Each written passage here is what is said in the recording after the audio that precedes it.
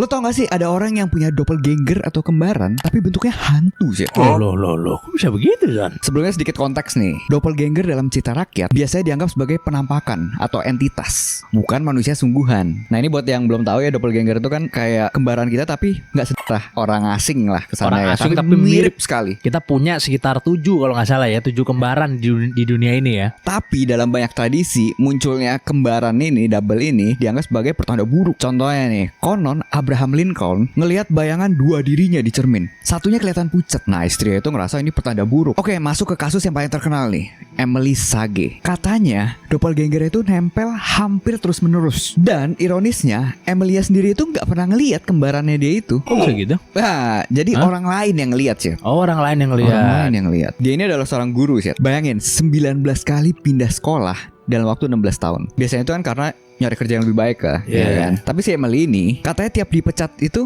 bukan karena kinerjanya, tapi karena staff dan murid-muridnya takut sama penampakan dia sih. Ada nih satu kejadian yang bikin merinding. Pas Emily lagi nulis di papan, 13 muridnya itu ngelihat kembarannya dia di belakang dia, Emily persis lagi niru gerakannya tapi tanpa kapur di tangan. Kayak gini-gini gitu ya. Iya. Pakai gini kan.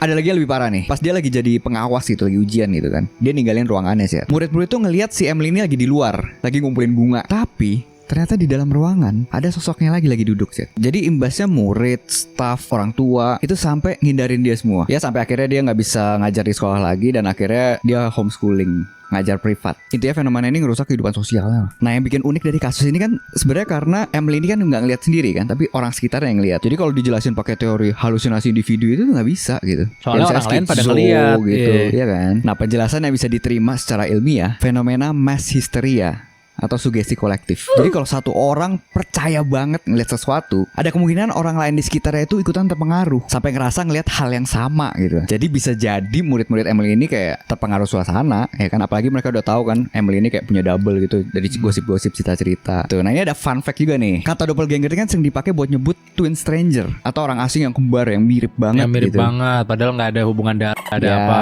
tapi sebenarnya yang doppelganger ini entitas tapi versi lu gitu. Jadi makhluk selain manusia gitu ya, makhluk non manusia. Bukan manusia sungguhan. Coba kalian komen, ada nggak yang punya pengalaman ngelihat kembaran hantu atau cuma ketemu orang yang mirip? Nah, Tulis di komen.